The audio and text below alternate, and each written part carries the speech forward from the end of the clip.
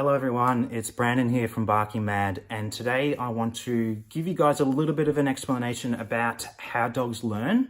And I'm going to try to do this, I guess, as quick as possible, but it's sometimes hard to fit it in, very complex things into a short video.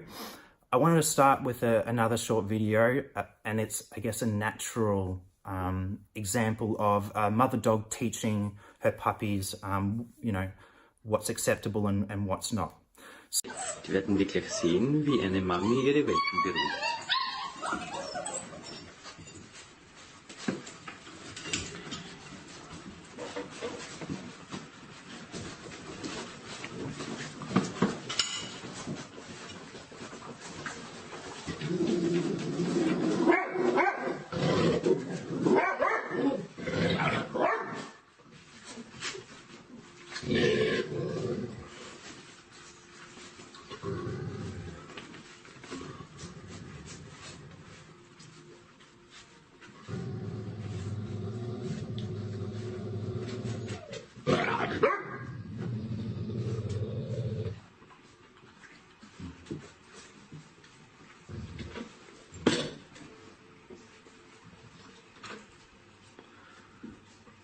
Und fertig.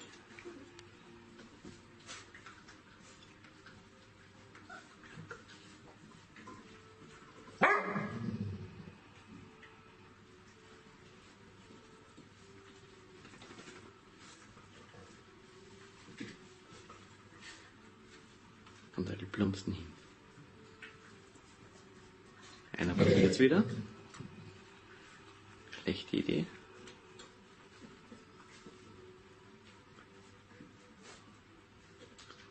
Ich möchte das auch können.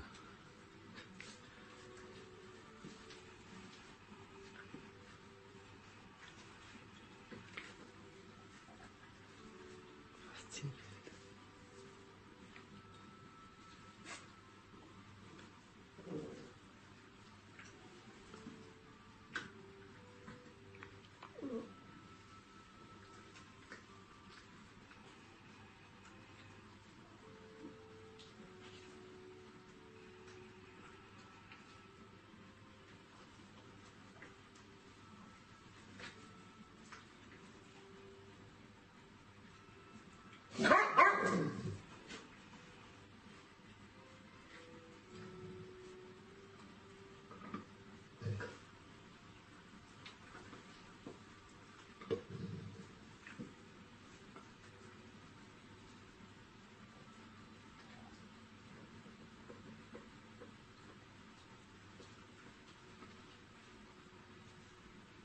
So let's talk about what actually happened in that video.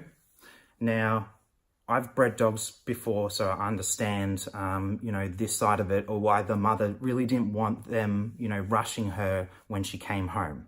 Their teats get, really sort of ripped up and used by that stage. I think the puppy sort of looked like 6 or 8 weeks old, and it's really strenuous on the mum.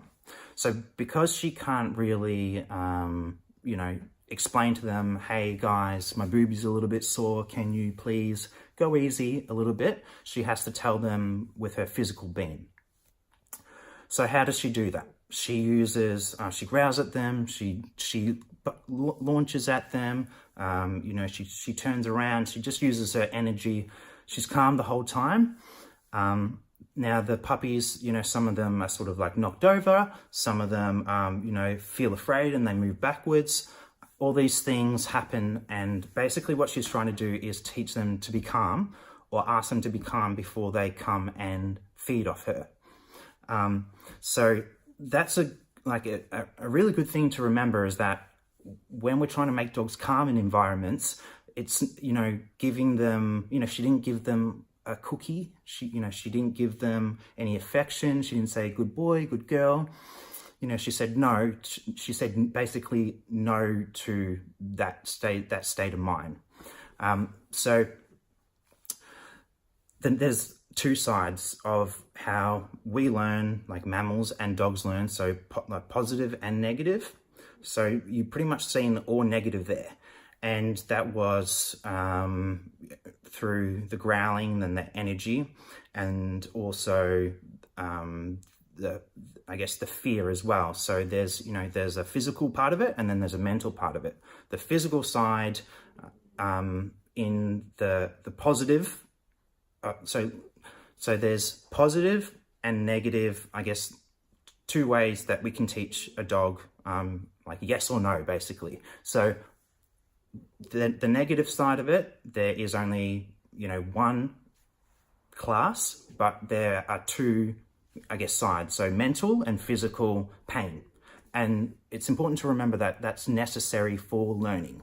So if we do something and the result doesn't end up good, then we learn, oh crap, maybe we shouldn't do that again. Same as positive. If we try to do something and it ends up with a positive outcome, then we're more likely to do that again. Now, the positive end of it, there are like two stages of how that learning happens. So the first is called incentive reward. And basically what that means is our pursuit of what we want is going well. So, they get excited over food because the excitement makes their body move forward and, to get to the food to eat. And that's basically for their survival. The second part of it is consumatory reward. So that's when they eat, they feel satisfaction or satiation, and then, that behavior, disappears because, you're not hungry anymore, so you don't need to worry about that. Incentive reward is excitement, is happiness, is curiosity, is anticipation. So all these emotions that we like to see are in that class. Now, just because that they're moving forward towards it or they want it doesn't really mean that it's good for them. So because they want to chase that bird across the road, it may not be good for them because they'll get hit by a car and die. So I'm involved with rescue, and a lot of the issues that these dogs have, or the reasons why they're in there in the first place, is because of behavior. So when we fail to use the negative side of it, which is, it is a reptilian brain, but if you really think about it, it is the most important thing, because if we didn't have that reptilian brain, we wouldn't be where we are today, because we would all died if we're that silly that we're continually doing, silly things and not feeling a negative consequence to it. So yeah, the mum didn't, she didn't say sorry for doing all that. She didn't apologize later. So we have to adopt the same manner as she does to really teach them, because we're not really doing them a great service if we only use the positive side of it. So as a trainer, I try to sort of like emulate what dogs do, or like that example that you've seen, to teach them. I will use positive all the time in the situations that it's necessary. So when a dog is afraid, that doesn't really mean that there is anything wrong. All it really means, it'll get a response out of us because we see a dog afraid and we're like, we sort of want to get them out of that state of mind. So when a dog gets afraid in a situation, let's say of a motorbike, because the engines are very loud, they get afraid. Now we know that the motorbike is not going to kill them, but they don't know that. So if they get afraid and we just, take them out of that area so they're not afraid anymore, then they don't actually learn anything. So all they learn is that when, the motorbike's going, if they go away from it, then they're safe. So we have to teach them to be calm in that environment so that they learn that it's not going to hurt them. So that's why the negative aspect is very important. Now, she barged them and stuff, so it's not wrong for us to use physical corrections to teach them as well, because it's gonna, end up better for them in the long term. it all starts with the smaller types of behaviors. Like dogs don't just wake up one morning and just like bite people out of nowhere. It's a progression. So if they're allowed to do smaller, little, what might seem insignificant actions to us, they can lead to something bigger in the future. So that's why we have to stop them early, so it doesn't actually get to a point where, they're doing those types of behaviors that gets them into trouble, gets them either put on, lists for, dogs that are dangerous, or they're completely isolated, or, they can't socialize with other dogs. So there's some examples of, what is the end result. And many people don't think that, your dog will get there.